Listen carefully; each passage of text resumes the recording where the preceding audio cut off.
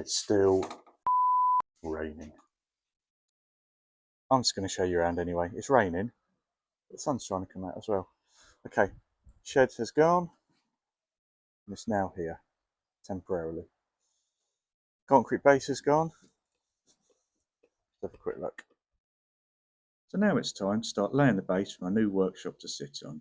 The easiest option probably would have been to have poured a solid concrete pad, but I decided against that for several reasons, which I'll touch on shortly.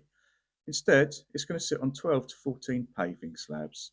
I did mention in my previous video that I'd bought a second-hand workshop that I will be using parts of. I won't be using this base, but I am just using it as a guide to get all the paving slabs in the right place before they're fixed down permanently. Nearly forgot to say, before I do that, I've got to take out this washing line post because it's in the way.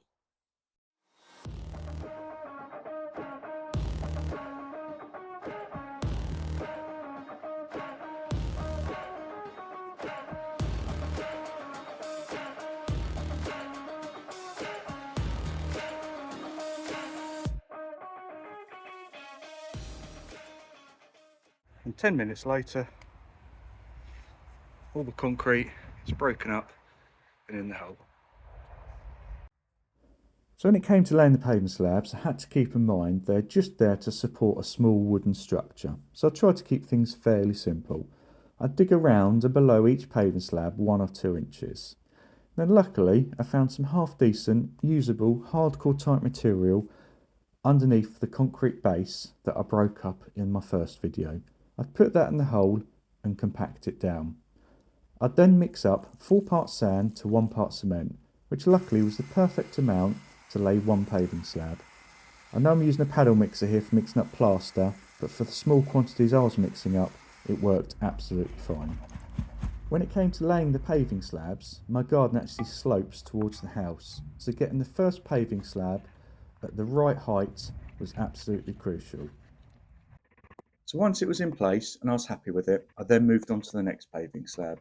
For the use of a spirit level, I always used the previous paving slab I just laid to level up the next paving slab. That was the process I used for laying all of the paving slabs across the base.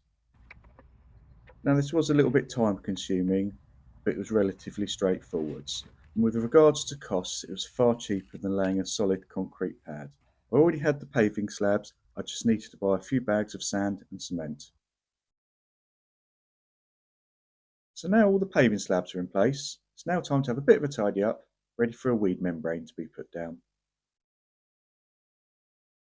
I'll quickly explain why I didn't go down the route of laying a solid concrete pad. There was 2 main reasons. Firstly, because of costs. And secondly, I'm trying to introduce a little bit more drainage into the garden. As I previously mentioned, my garden slopes towards the back end of my house. My workshop is going to be at the top end of the garden. Directly behind the fence that you see in the video is a field that sits a few inches higher than the highest point of my garden. And although it doesn't happen very often, when it rains heavily, water can run off the field into our back garden and it will collect at the lowest point, which is underneath the decking at the back end of our house.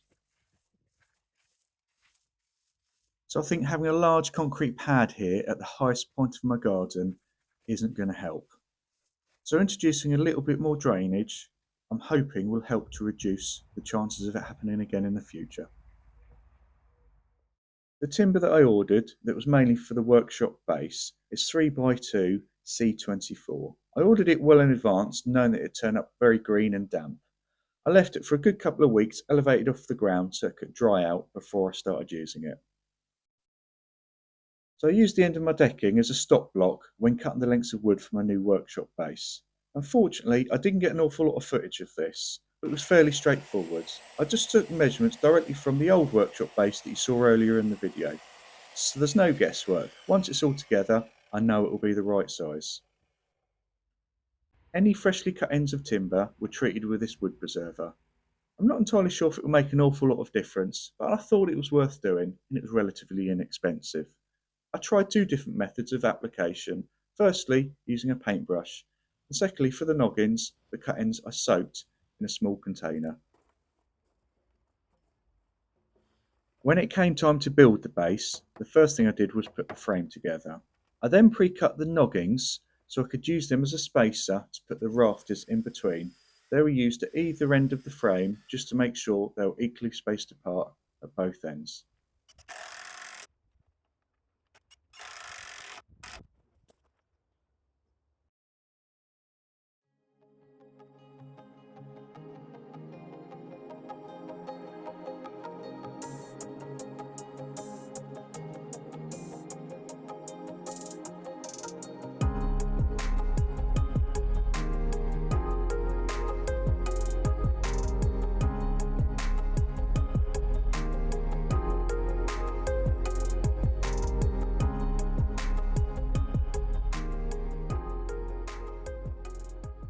Throughout the process of building the base, I was constantly making sure it was square by measuring from corner to corner. I also tried the 3-4-5 method. So from one corner, you measure out 3 foot and make a mark. Then in the opposite direction, from the same corner, you measure out 4 foot and then make a mark. Then you measure the distance between the two marks and it should come to 5 foot. I actually found it quite difficult to measure between the two marks accurately using just a tape measure. So I actually found it easier to use a length of wood.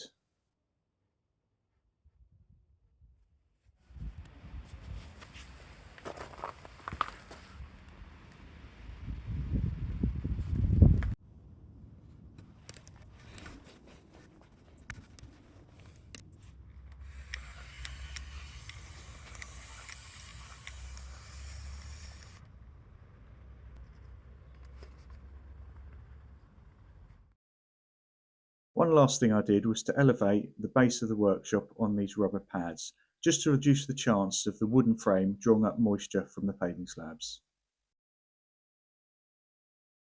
One additional thing I did before putting down the OSB boards was to lay down this foil-backed bubble wrap insulation. This is a budget build, so I had to make some compromises, and I couldn't justify the cost of fully insulating the base of the workshop. That said, I wanted to put something down because I will be insulating the walls and the roof. But I think the negative effects of the base not being fully insulated will be minimal. This is just going to stop any drafts or damp rising up through the floor, and I think it'll work absolutely fine. So when it came to cutting the OSB boards down to size, I decided to wing it and just run my circular saw along using the base of the workshop as my guide. Once the OSB boards were in place, I ran a line all the way around the perimeter 50mm in using my speed square. That's because the sides of my workshop are made up of 50x50 timbers or 2x2s.